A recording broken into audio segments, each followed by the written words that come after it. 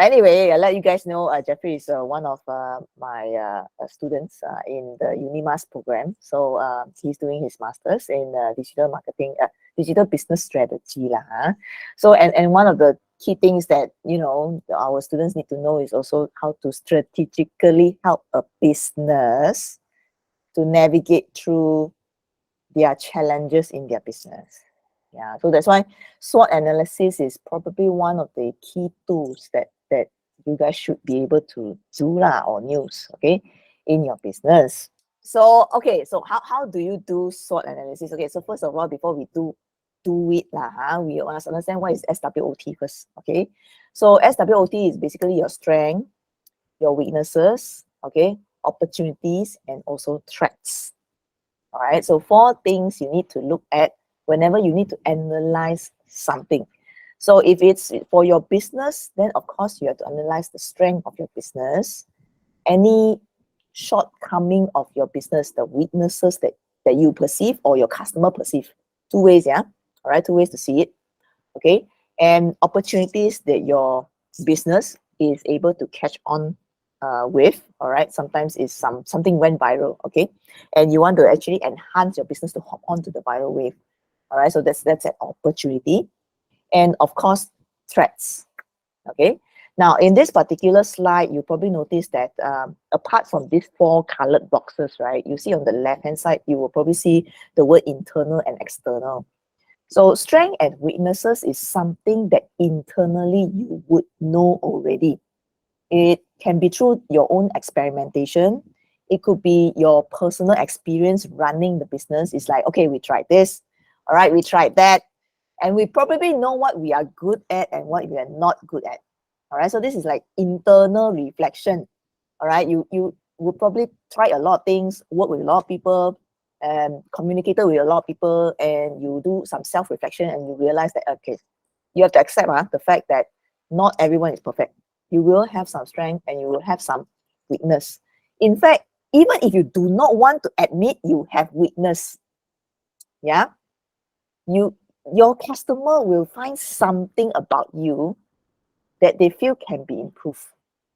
Because customers, right, in a business context, customers usually have the freedom to compare. I know, okay, some of you probably do your own business. The last thing you want to do is compare yourself against others because you are unique. You know what you're doing. But unfortunately, your customers, well, they have choices, and how people decide to buy from you or not, they will compare. It's normal. It's a normal thing, and you have to accept about it. So that's the difference between doing the SWOT analysis for business versus for yourself. Yeah, there is differences. When it comes to weaknesses, you discover that strength and weaknesses, you discover that it's not just your self-reflection, it's what customers say about you also. But take note of all this. It's all reflection. Okay, what you know that you can build on, or what you know you can address. Now, the other 2, opportunities and threats. Okay, these are what we call external factors. All right, external usually means something that you cannot directly control. All right, when it comes, it comes. If it doesn't come, you keep praying or stop waiting and change and pivot. Yeah, 2 things you can do. All right, so external factors, it's more like looking out for the opportunity or looking out for any possible threats to your business or your project or the execution smoothness of your project. Yeah, as example, advertising company is the same thing also. If sometimes during downtime in a year, right, suddenly advertisers say, okay, not enough budget already, have to wait next year only, then only got advertising budget. Then what are you going to do then, right? So this is a threat actually, right? Especially when you are doing advertising company, you're probably an account manager, you probably need to find more leads or find someone else that actually has the budget, right? So, but it is a perceivable threat. It is a possible threat because some companies, big, small, they probably don't realize that their advertising budget has exploded because, well, we are coming out from the pandemic, and the advertising prices, if you notice, if you're doing online advertising, you probably notice that the online advertising price benchmark is rising because more and more people are trying to establish a sense of normalcy, and we are going back to the advertising rates before COVID. And a lot of businesses, because of the uncertainty, they don't really budget that much compared to the period before COVID. So yes, all right, it's like wait and see. I know this word wait and see these three words is driving everyone crazy. Anyone? Anyone feeling the same? The wait and see thing is really like it's just patience. It's really, really testing your patience. All right. But you know, if other people wait and see, you shouldn't wait and see. You should really do a SWOT analysis and see what kind of opportunities you can grab. Okay, thank you, Joy. Okay, so Miss Ng I call you Miss Ng can ma? Easy lah, huh? Okay, all right. So there is positive things. Of course, your strength and opportunities will be your positives. Your weakness and threats is your negatives. Now, a lot of people say, okay, so in business, you're supposed to advertise your services, your products. You know, you're supposed to make yourself useful, or it feels that you're giving good service. Must always portray positive perception. Agree or not? Usually, yes, that's the norm that we should do things lah. Because you know you are in, especially when you're competing with other people, right? You always want to make sure that your strength is much more prominent, more than your weaknesses. Even customers say that you do certain things not so good also, you will try to still emphasize more on your strength, especially when you advertise yourself online, or when you put out a copy, a sales copy or landing page. You normally will want to list down your unique selling point or why you should choose us. That is really talking about your strength. So it's very strong. It's very good for online advertising. But does it really help you when it comes to operational? So Nadira is also saying, yeah, I have to check your capabilities also, right? Correct. Okay. So we in the business world, right? One of the very dangerous things is you put yourself forward so much that you overpromise and underdeliver. That's the most scariest thing that can really damage your brand. Yeah. So even if you want to put your strength totally forward, right, you must make sure it matches back to what you are capable of. Yeah. What example you giving? I want to eat 20 donuts, but my ability is just 5 donuts. Yeah, correct lor. So yes, okay. This is a very, very blunt example, but yes, okay. So 20 donuts, you cannot take 20 donuts, you can only do 5. But like all things, we always in the business world, we always say it's not a problem until it happens. I don't know lah, okay, whether you agree with this or not, but again, at least you do a SWOT analysis, you can be prepared for it. All right. Okay. It doesn't mean that every single opportunity you take, even though your strength is there. You still need to match back what you're really capable of and what you're already doing right now. All right. So under strengths, you have to examine what you do well. Okay. What your customers or your partners say they like most about you. Like I said, it's not just about you saying what you are good at. It's what your customers say you are good at. All right. So what areas that you do better than your competitor? Okay. What is unique about your business, your product, your services? Now, in some industries, they also put forward their people. So maybe it's only your company that has this kind of people that can solve our kind of problem. This is especially true for consultancy companies. All right. So yes. All right. So it's what is unique. Okay. Maybe it's a particular person that exists in the organization only. And also, last but not least, what assets do you own? Okay. That is truly yours, your company. So it could be things like IP. IP means intellectual property. It's like, for example, if you're a comic artist, so whatever characters that you created, or whatever story, or whatever merchandise series, okay, or cartoon series, or even a production value, it's all under your creative value. So that's what we call IP lah. Now, proprietary technology is something like, you guys know what is ChatGPT, right? So ChatGPT is by OpenAI. So OpenAI has a group of researchers that spent a lot of time, a lot of research, and a lot of processing power, and killing a lot of trees to produce something magical called artificial intelligence. So that's actually proprietary technology in the sense of the language model that they have developed. The proprietary technology here is the language model, yeah, not the servers that they run. That they run. Any servers also is capable of running processes that help develop a language model, but their IP or their proprietary technology part is actually the language model. Yeah, so for your information, AI is not just OpenAI. Yeah, there's also Anthropic, there's also Bard. Lately, the most recent news is Amazon also has their own language model, and that language model is specifically for customer service. Yeah, it's called Amazon Q. Yeah, so it's very new. It's just announced 2 days ago. So I just only read through the news a little bit. They say they are going to open it for select customers first, okay, just to maybe iron out a few things. But they say their language model is more specific to customer support. And that language model is trained based on what they have, right? Playing on their strength, like Amazon, okay? It's very, very obvious because they have a very large e-commerce footprint, okay?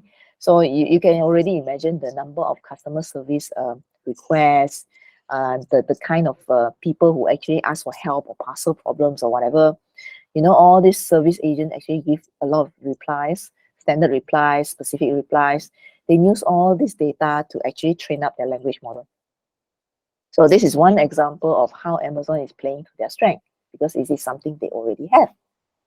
Yeah, so data also includes under business assets.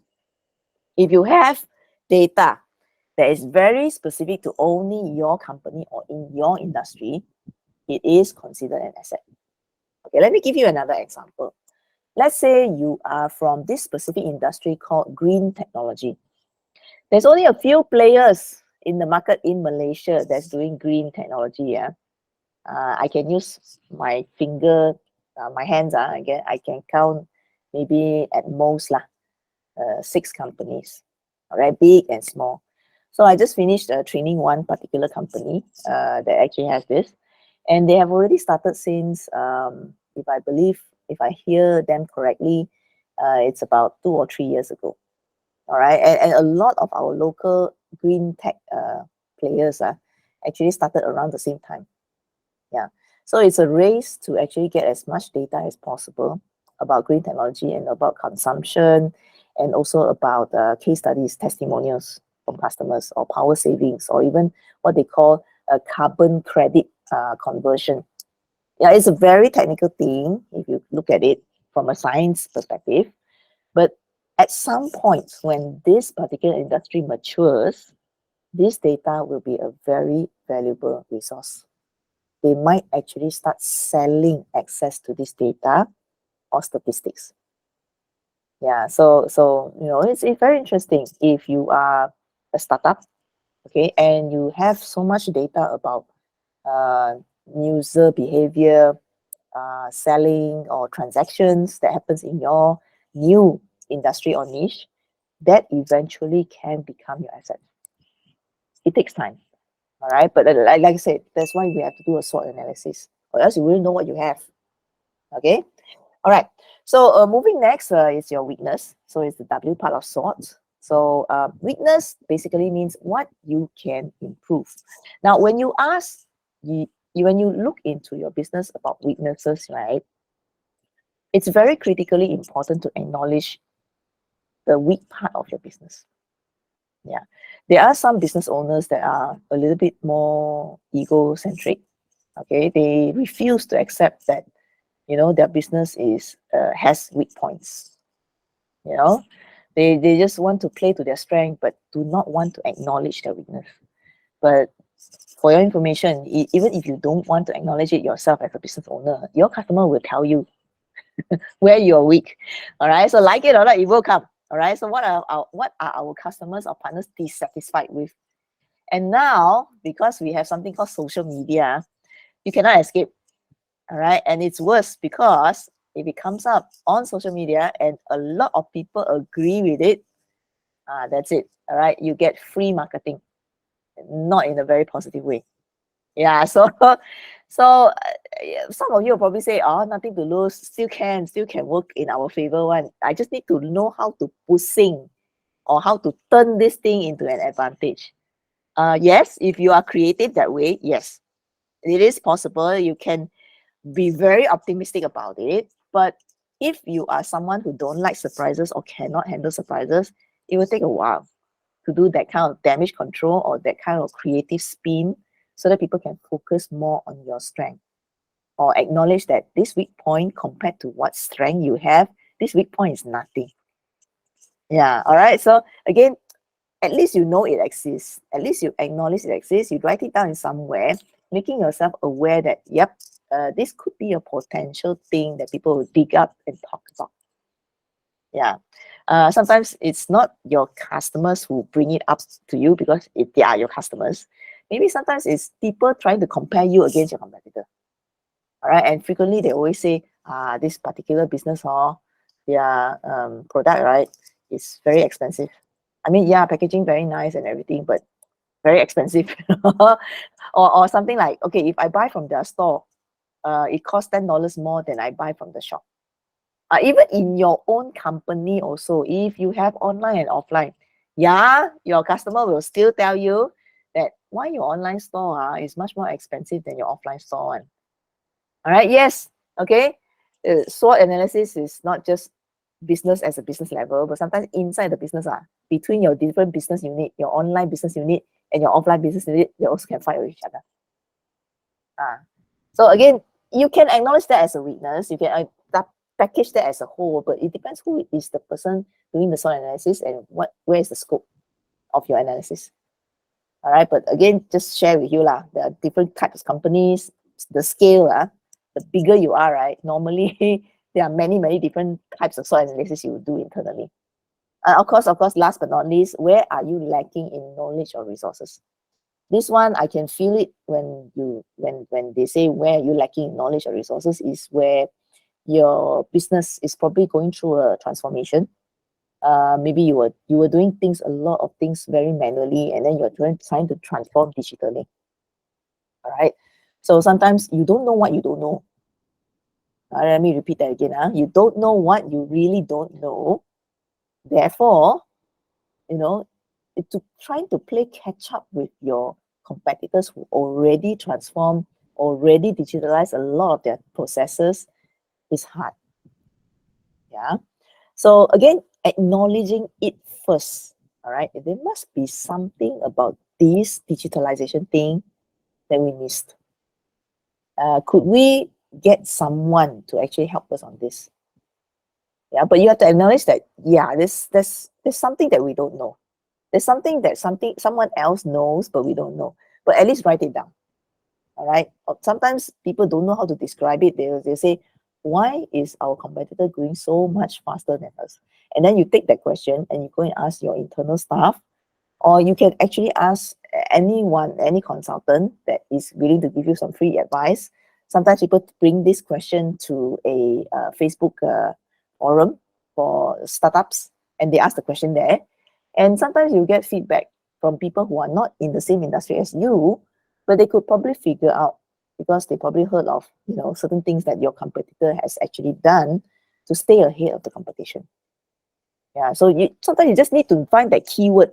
Is it called digital marketing, or is it called advertising, or is it called some special name that we don't know?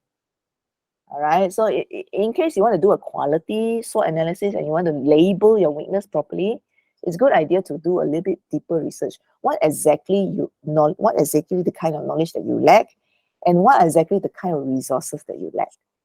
So I can relate to this on the digital transformation level. Usually it's like that. Yeah, they don't know what you call it.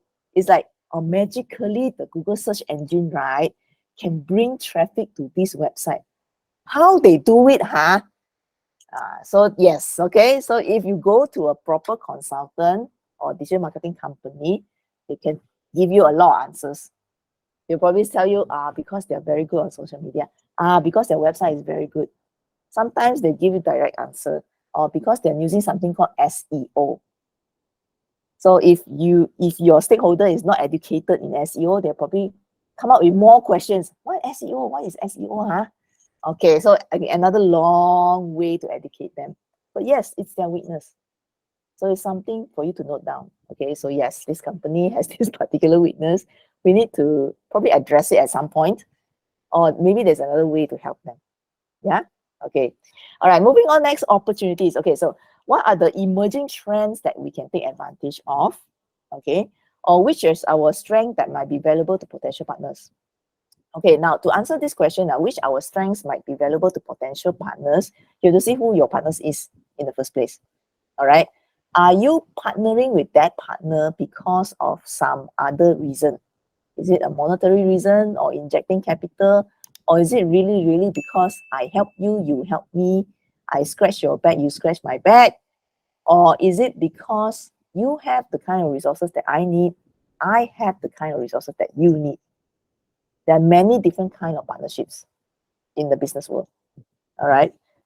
Try and find out what exactly is your strength that can complement your partner for a greater goal. Please do not partner with someone else that end up making you losing more deals. A partner is not your staff. All right. I want to talk very slowly, because sometimes when people, it's very strange. Okay, it's like brand A collab with brand B, but they collab because they want to create a hype.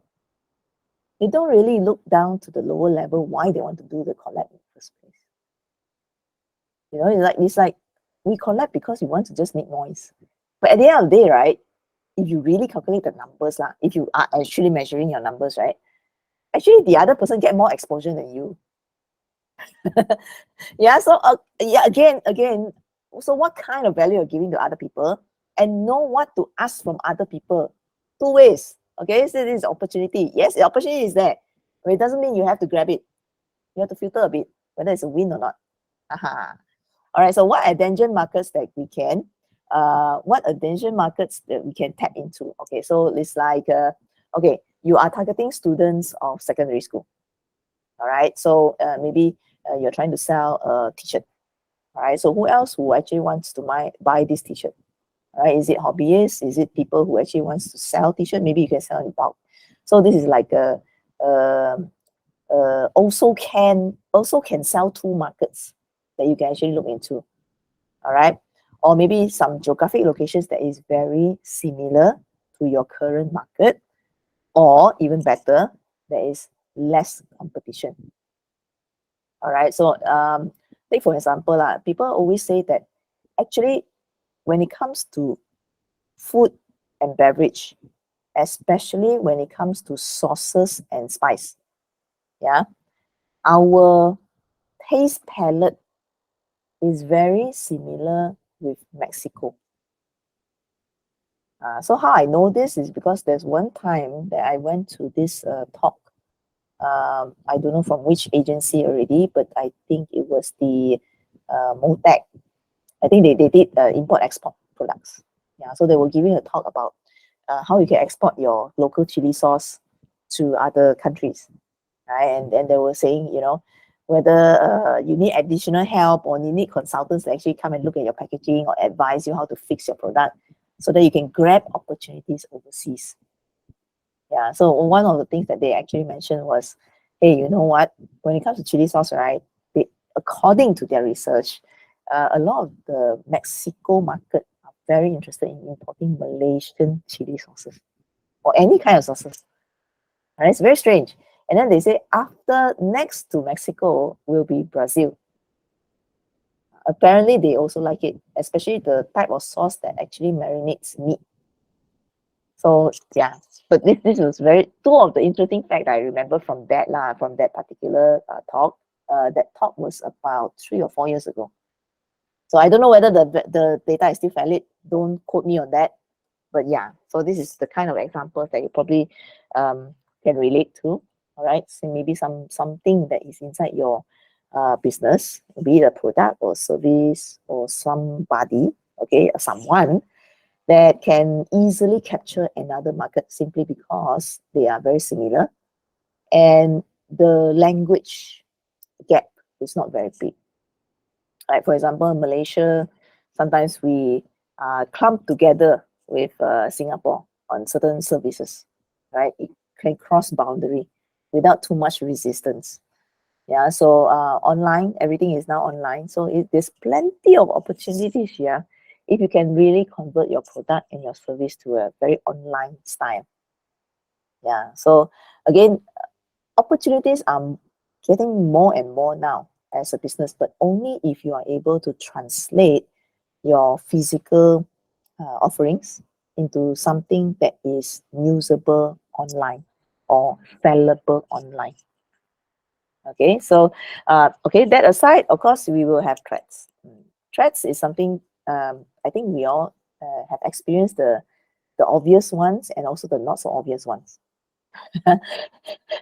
For example, okay, if it's a threat, okay, it's probably the immediate one is your competitions, your competitors, right? We all know that what happens when you bring in a new product.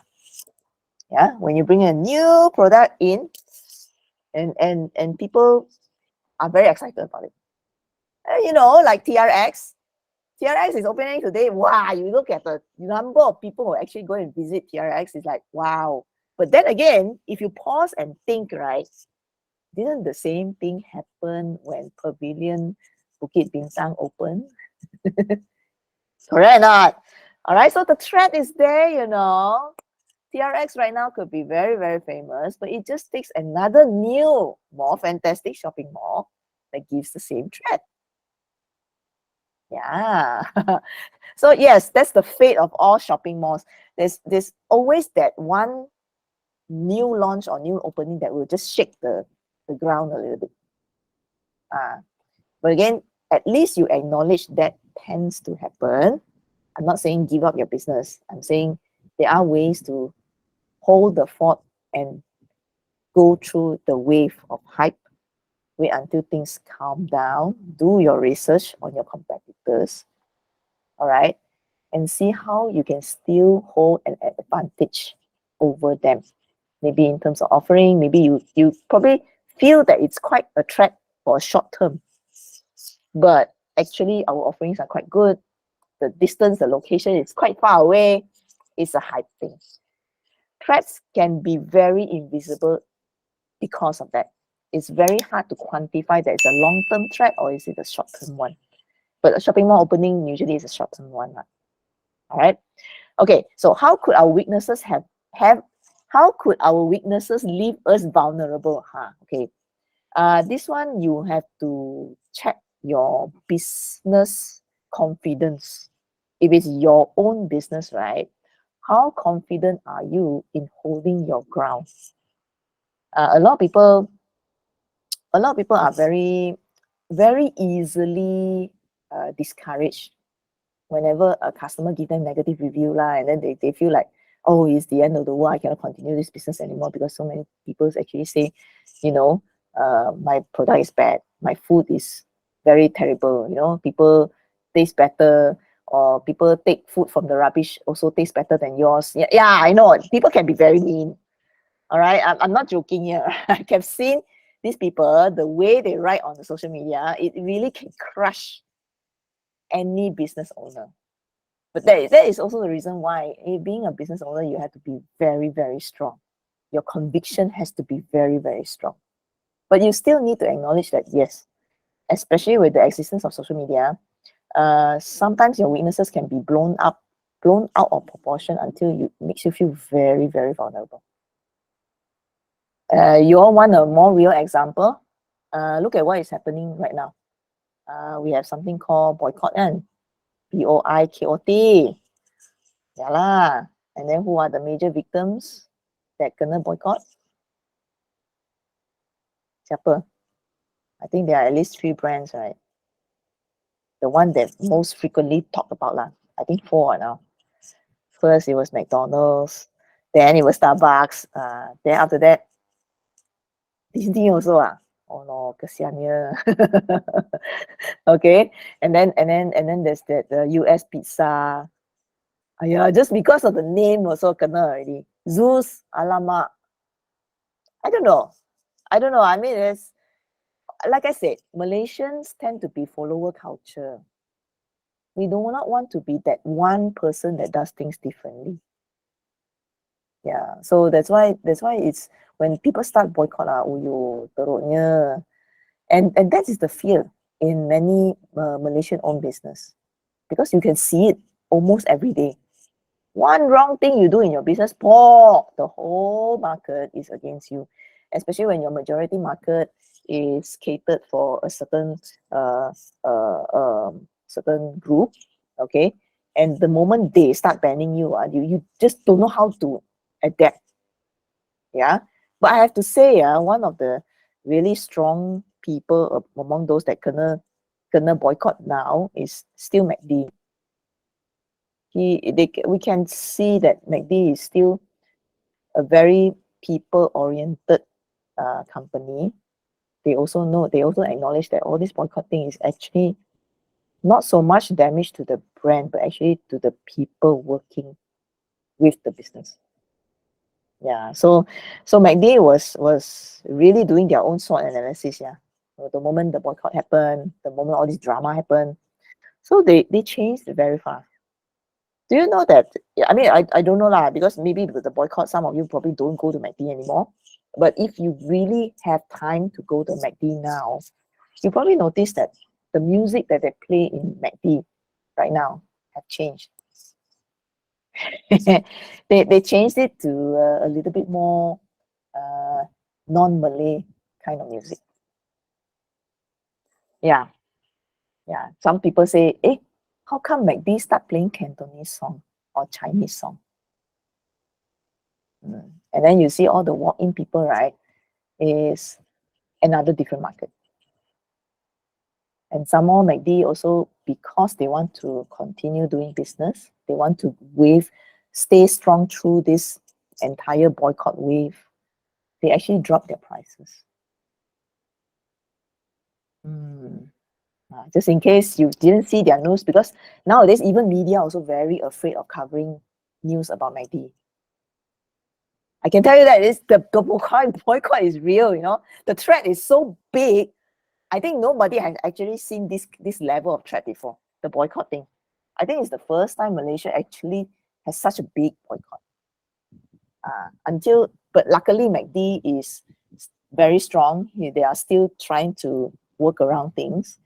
And they still believe that, hey, you know, before they actually exploded, become NEKDI, the old MACD, MCD, right? They had an existing market. They had a very interesting existing market of certain groups of people. So they switched a little bit of their advertising strategy to cater for that group of people. Although they lowered their advertising online, because most of the boycott thing, right, it's actually happening online. It's actually being shouted about online. But on their physical, they actually try their best to attract people using physical drive-through and stuff like that. They do more physical advertising now. You check and see.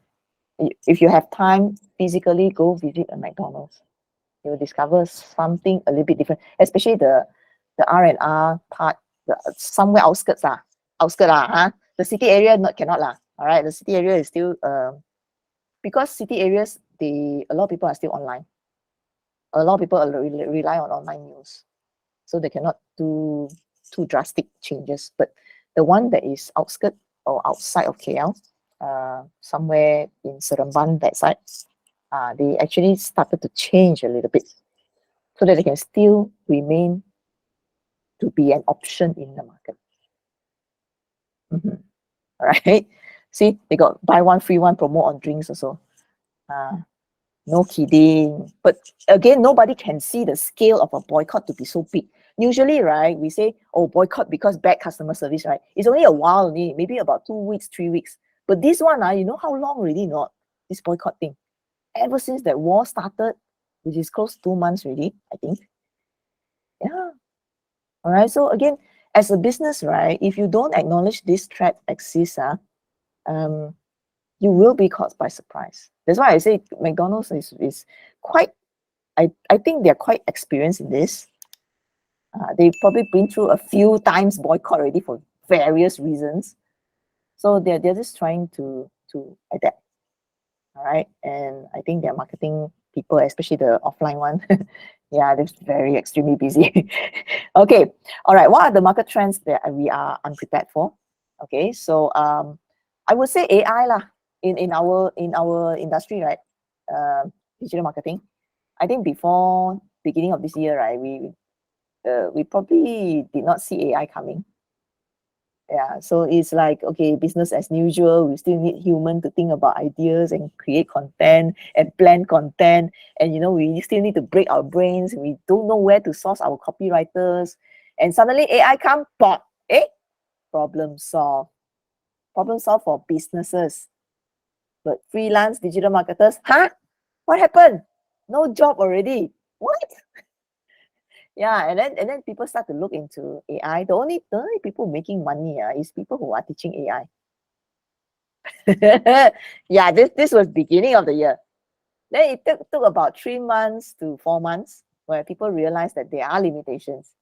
Then it start to normalize again. All right, normalize a bit, and then until AI got new version, another round, another 3 months. Okay, kalam kabut again. Oh yo, we're really going to lose our job this time. You know, blah blah blah. So all this small little silent voice in the heart that is biting at you, you know, trying to eat a hole in your soul. And then suddenly you realize that, well, it is a threat. In fact, this is one of those threats that will come and go. Ayo, I don't know how you describe this, but you might lose your job overnight. As long as suddenly there's a new version, okay, you will feel that sense of, what am I going to do tomorrow? What am I going to eat tomorrow, right? So, but yes, okay, these are market trends that will surface and it will die up and down, up and down. Okay, so that's why people say, if your heart is not strong enough, right, don't go into digital marketing, or don't go into IT, or don't go into AI. It's true. Actually, if your heart is not strong enough, please don't start a business. Yeah, because nowadays a lot of businesses are all online. Okay, so okay, what are the economic or political issues that could impact our business? There you go, maybe. All right. Okay, so moving on. All right, so your impact metrics.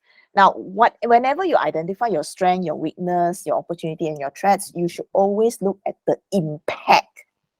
All right. Do not focus on problems that gives you very small impact. Unless it is something that really, in time, will become a very big impact if you invest in it. So it really depends on whether you're using SWOT for a digital marketing strategy, or is it to build an asset or to build up a portfolio, because these two are very different approaches. When you want to build a portfolio, right, the people always say start small. All right, start somewhere. All right, no matter the impact is how small, also you must start. This is what people say, right? Okay.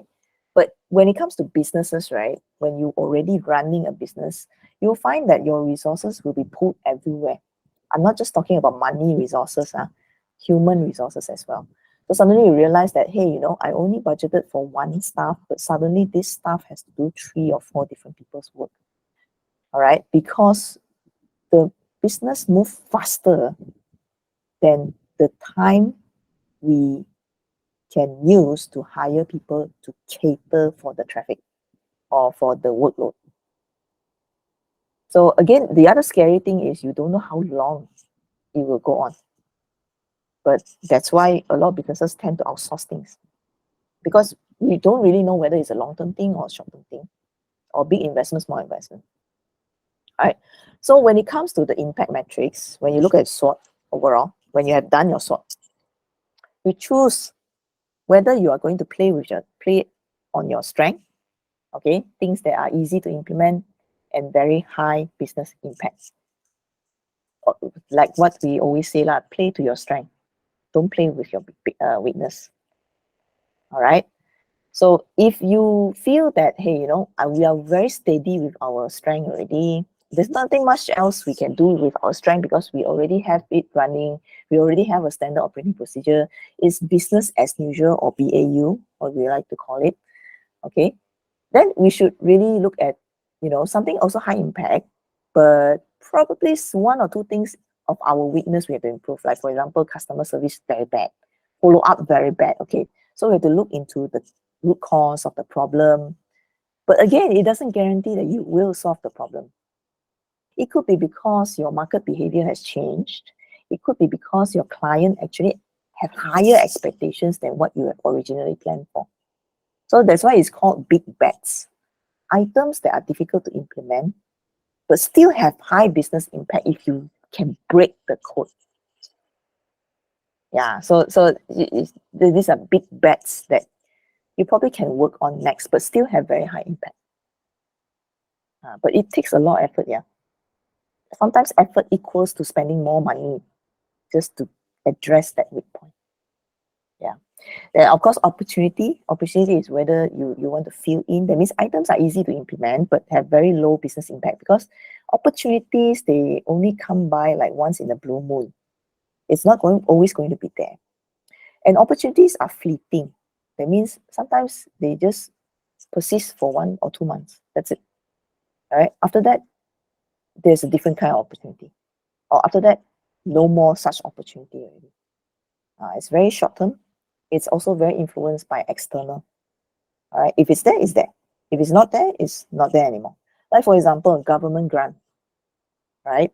Even government also have limited money, yeah. Although we do say that the money is actually taxpayer money lah. But again, every department, every ministry in our government actually is allocated a certain budget, right? So once they spend the budget for a certain initiative, that's it, gone. Okay.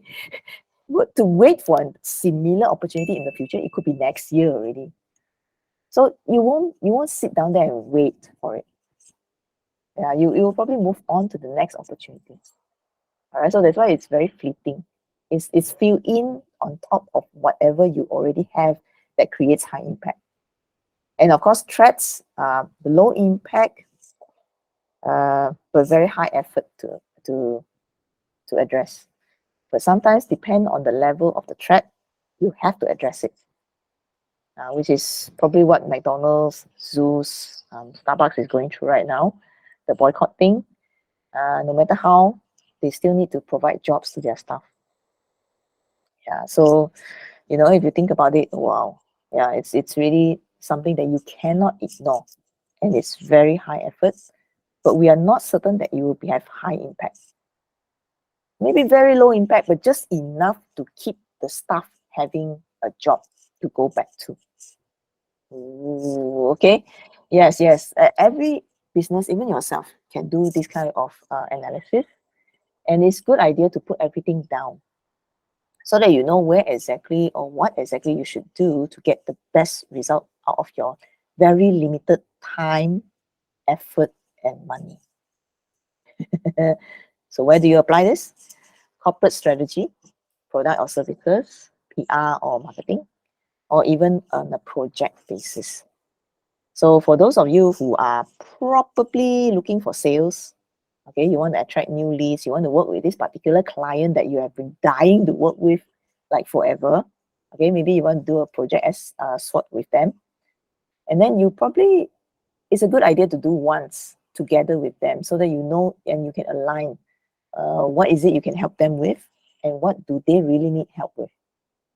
Because at this stage, right, when you actually engage with a new client, you need that level of honesty and trust with the client before you are able to offer the best, the highest impact based on strength of both sides. That means your strength and their strength combined, something magical will happen. Yeah, so it's always a good idea to sit down on your first briefing itself, or even before your first project briefing with them. Examine what are their strengths, their weaknesses, any opportunities that they can tap into, and any perceivable threats that they should look out for. Yeah, you as an agency, even before you sign up as an agency, even before they sign you up as an agency, you can do a very general purpose kind of SWOT, just to prove that you are and you have strategic thinking to help them. Yeah, so that's why, you know, this entire session is talking about SWOT is really about building a positive perception as a digital marketer or a digital marketing agency or even a service provider. Yeah, all right. So Fitri saying tomorrow exactly 1 year ChatGPT, yeah, correct. Believe me, they also probably do a lot of SWOT analysis on a project basis. Apparently, right, you know, the OpenAI, the CEO got fired thing. Yeah, I think they did a mental SWOT analysis lah. They say the entire story about this OpenAI Mr. Sam, okay, that got fired was because they were about to launch a new language model, which is much, much more intelligent and powerful than the current ChatGPT. Apparently, this particular language model is able to do mathematics properly. Yeah, and those of you who have used ChatGPT a lot, right, you probably realize that ChatGPT is really, really bad in mathematics, right? And they say, well, they managed to develop a new language model that actually is capable of doing proper mathematics. Yeah, so which is very scary, which actually is spooking out the 4 board of directors, which is very small, yeah. Yes, I have to remind you that OpenAI is just maybe 1.5 years old, so they don't really have a very big board of directors. So you imagine, it only takes 3 people to say we should fire Sam. Boom, he's gone.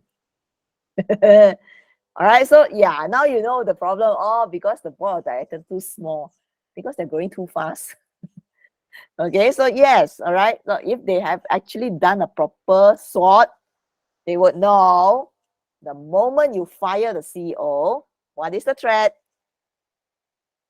All the employees decide to jump ship also. So this is a case where knee-jerk reaction. Never think it through properly. Yeah. So again, this is an example of project SWOT. Even if you want to fire a person also, it should be considered as a project. All right. Okay, so professionally, what you do, analyze all the trends, all the industry, customer, and competitors. If you don't know, this is really good if you are a professional doing a project for other people, of course. If you are starting up a new business, then of course you have to do this very diligently. If you are already in business, you probably need to fine tune. Okay, maybe we want to today focus on a certain part of your business. Maybe you want to consider setting up a new business unit for a new market with a new range of product, or maybe a modified range of product. So again, sometimes for established business, we will do a separate SWOT for separate business units. Yeah, so this is where you start to either segment your market or segment your product range so that it actually gives real value to the right people. So that's step 1, seriously. Once you have already an idea what you really want to do, what you really want to address, put it in the boxes. Identify all your strengths, all your weaknesses. Can we really do this? Or we need help, all right? So derive all the opportunities and risks, okay? Look at the customers and the competitors that you have. What are they not doing? And what are they looking for, right? So from there, you can really spot opportunities, okay? Now, objections from customers or competitors, what they don't want to do, all right, can sometimes be perceived as risk. Why they don't want to go into this market, yeah? They should really give you a hint of, you know, possible risks that you should not take. But again, study your competitors. This is what I mean. I'm not saying compare yourself against your competitors. We use our competitors as reference on things that we should avoid and opportunities we should consider. That's the purpose of competitors. It's not for you to compare your business against them. leave the comparing to your customers. Because again, you cannot sell to everyone. That's a fact. Yeah, I can hear dong dong sound already. Okay, so let's go. All right, so develop measures, okay, to actually work it through, okay, how you want to play to your strength, how you want to minimize your weaknesses, how to actually grab to opportunities. Do you need a cable? Do you need a network, okay, to go into that circle of people to make yourself known? Or do you need to go to an event, or do you need to do an exhibition to show what you can do? Do you need to do that webinar, or do you need to attend an online event, all right, as a speaker to create awareness, okay, to make people aware that you guys exist so that the opportunities can come, that you can be seen as a viable option to consider, all right? So again, you have to develop measures to actually grab it. You identified it, yes, but the next step is always action, yeah, which a lot of people tend not to do. Either because they are too small, only one person, one BD, one business development person. All right, you cannot go after so many opportunities. So you have to pick and choose, and you are forced to pick and choose. All right, so this is where we have to identify which one is the best bet. Okay, which one is the better opportunity to go for? Which one has higher chance of winning? I know I begin to sound like we are doing a gambling business or something like that, but no. But it's true. When you have very limited resource, you'll be forced to pick and choose. All right, and then you have to adapt and update. Yeah, so adapt and update your strategy. What this is what I mean. All right, so your BD went ahead and tried to grab the opportunity, and suddenly more information comes in, and then you realize that, hey, our strength is not enough. We need to address this particular bit of weakness that we have. Like, for example, we don't really have a very good coordinator for this project. All right, so you probably need to hire someone that has very good organizational skills to actually get things going, to actually plan the project properly. So this is what we say. Sometimes more information into your business is not a bad thing. It's just for you to relook at your SWOT again. Right? Has your weakness become your strength, or has your strength become your weakness? Yeah, you have to revise, okay? So, all right. So this is just a SWOT analysis template, okay? Anyone wants to have this slide, feel free to, let us know. But basically, this is just a very simple template that I downloaded from somewhere. You will get all sorts of templates for SWOT, but simply put, it's just 4 boxes. All right, for you to put in all your points in here. All right. Now, one thing you need to do when you actually do your SWOT analysis is make sure you write it clearly. Because sometimes your SWOT analysis is not just for you, it's for your team, for the people that you work with, or for the people you're collaborating with. So word it properly. Please, okay? Don't just put one keyword there and you expect people to know, accounting means what? We haven't paid our taxes, or we have problem collecting money, or what? Right? So yeah, so put it out, at least 5 to 7 words, okay? Describe it properly. What exactly is your weakness? So we have accounting dash, okay? We don't have the supported payment types for this particular customer. Just to give you one example.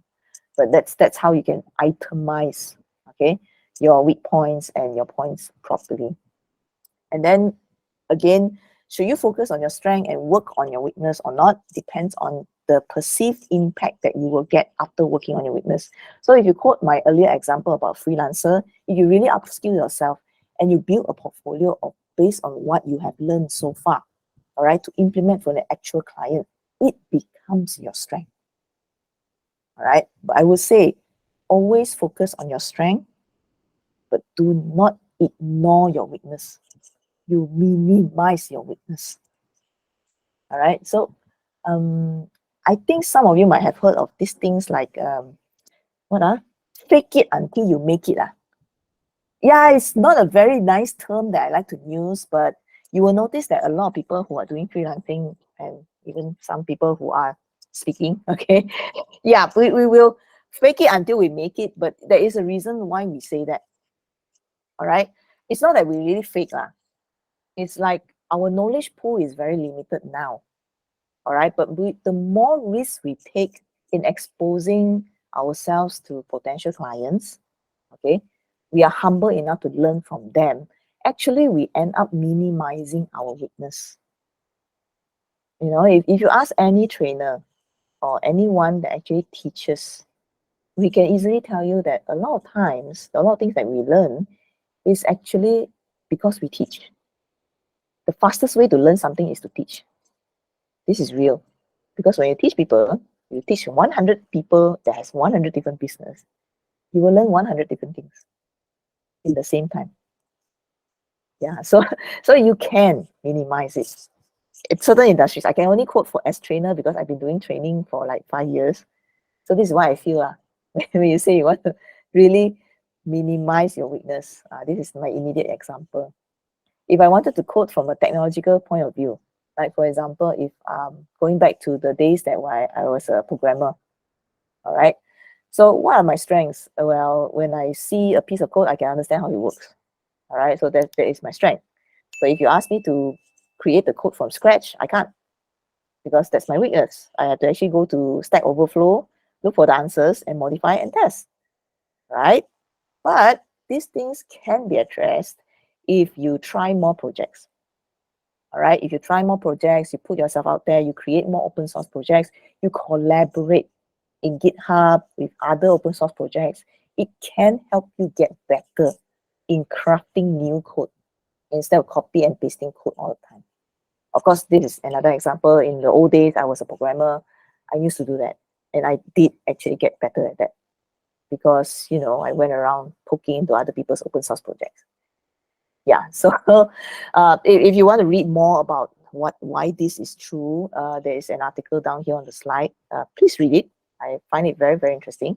It's from managementisAjourney.com. Yeah, so those of you who are interested in management, it's probably a very good website to follow. I've seen their blogs.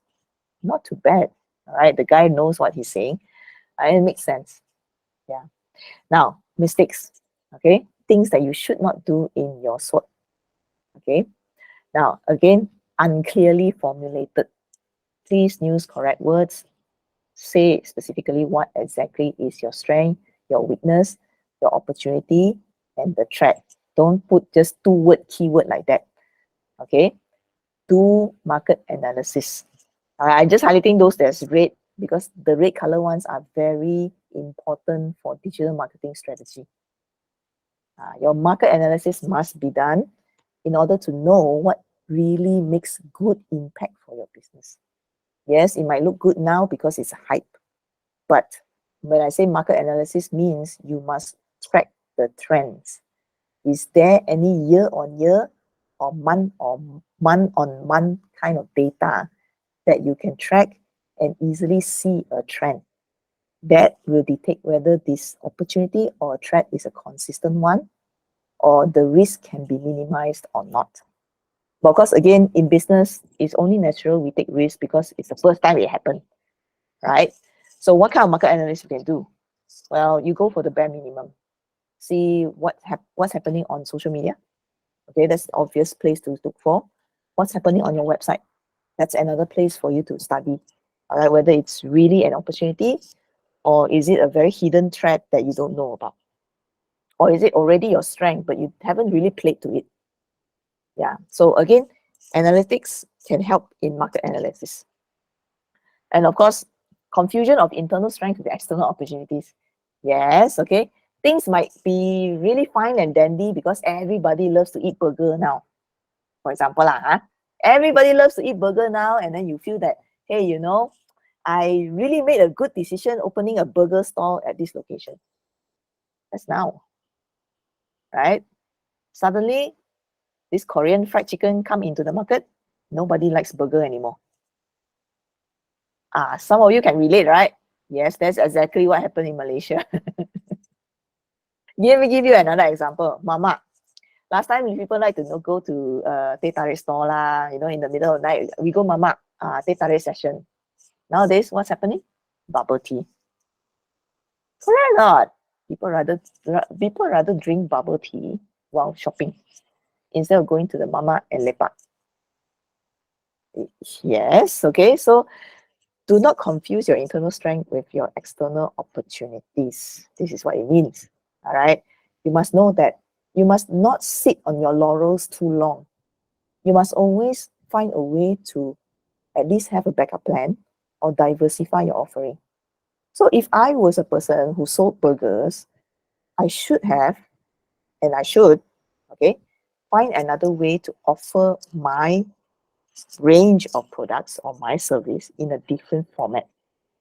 Maybe, for example, not just burgers, takeaway burgers, not just eat in, or maybe gourmet burgers, or maybe sell the bun, sell a frozen version of the patty, or maybe sell instant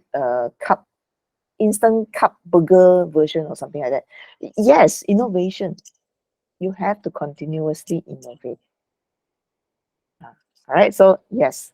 All right. So this is SWOT analysis can only just tell you what is, but it does not tell you what can be. So yeah, please be very careful when you do your SWOT analysis. Okay. So of course, use the results to improve.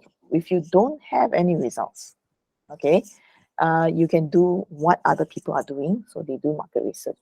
So last time I used to use helium-10. I think I had to say thanks to Charles, okay, because Charles was the one who actually started the helium-10 research thing. And then it was like such an eye-opener to me. I was like, what? There's such a tool for me to actually study, okay, how much this product has been selling, what's the trend, and then whether it's up and down, it's the lowest price is what. And then I begin to look around. Okay, so this is Amazon, and Malaysia don't have Amazon. But I want to do the same thing in Malaysia, local marketplace, can or not? So I found this something called Ali Price. Yeah, so any of you who wants to start your e-commerce, you want to find some merchandise to sell, but you don't really know what sells well, right? So try Ali Price. Okay, Ali Price can really tell you what kind of products, okay, who is selling this kind of products, and what is the price range.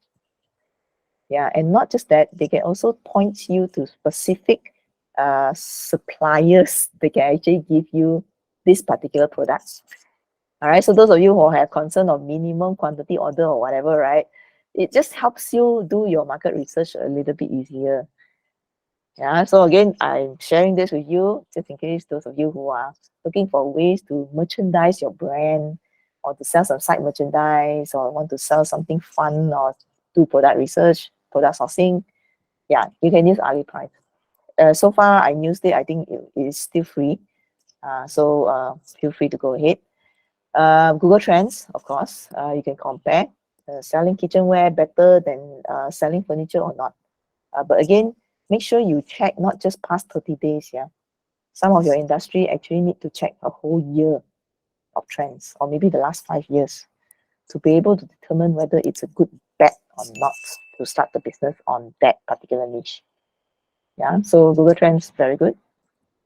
If you have multiple social media, like me, I actually run a gaming niche, and that particular brand is called White Coconut Gaming. And this is a real screenshot of my dashboard. So I actually do experiments on different social media platforms so that I know what kind of people actually like my content. Yeah, this is because I was doing my SWOT analysis. I know my strength is playing games. My weakness is I don't know what my audience wants to see. So how do you take action on that? You do experiments. You have a hypothesis. You go and do a research. Okay. All right. So many people are playing this game. I want to play this game as well. All right. So let's play this game. Let's try to post some content on different social media and see what hits. Yeah. Again, social media is not something that has a try and true formula. I tried it for the first year of White Coconut Gaming. I was trying different games, and I get different results all the time. Then it was only later that I discovered that, hey, you should really have a more concrete strategy. And by the way, White Coconut Gaming started as a live streaming kind of hobby. I didn't actually started doing videos until 1 year later. Yeah, so it took me a while. But sometimes, yes, you need about 3 to 6 months data to be able to tell you what you're doing right or what you're doing not right. So like me, how I started was I did Facebook for about 3 months. Then I jumped on to Twitter to source for more games to play, to get to know the circle of community I'm dealing with. On Twitter, I talk more about indie games. Yeah, so it's a different kind of circle. But when you are very new at this gaming niche and you want to sell yourself as a content creator, you really need to know your circle. Yeah, so this is really a go-to tool that I always use. It's called metricool.com. So any of you who wants to start multi-touch points or multiple social media and you find it very overwhelming, Metricool is a really good tool to use because it helps you in planning. It helps you identify what content actually works for you. Yeah, so very good tool. I've been using this for a while. And did I get ahead in my game? I sort of, yes. Yeah, working on it on the way. Google Analytics, okay. I can never stress 300 times. You want your own data, set up your own website. Because your own website will not cheat you. Your own website, if you really work hard in getting traffic into your website, usually you will find information that is valuable, that can really validate what you're doing in your business is right. It can also help you confirm your strength. What you say is your strength is your strength, and what is your weakness is your weakness. And also spot opportunities. So for me, I also use White Coconut Gaming I use Google Analytics for White Coconut Gaming, and I can see that what kind of things that people tend to look for that leads them to my website, and I can see opportunities for new content that can give value to my audience. So any of you who are interested in learning SEO and Google Analytics together, it's a very good tool to have if you're starting an online business, especially those of you who want to become a content creator or even a blogger or even want to rely on SEO to get business. Yes, you can never go wrong by having your own website and Google Analytics. Talkwalker, okay. This is particularly useful for those of you who do a lot of hashtag marketing. Hashtag marketing basically means you do a lot of social media posts to talk about certain subject or a topic.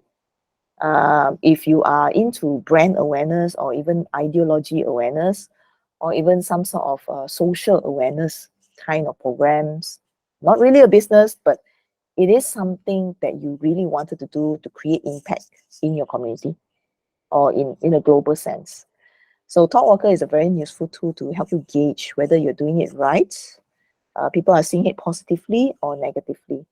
Then you can gauge whether this movement of yours is really creating a positive impact or is actually creating a lot of conversation starters that really presents itself as an opportunity, or it can be potentially misconstrued as a threat for certain groups of people.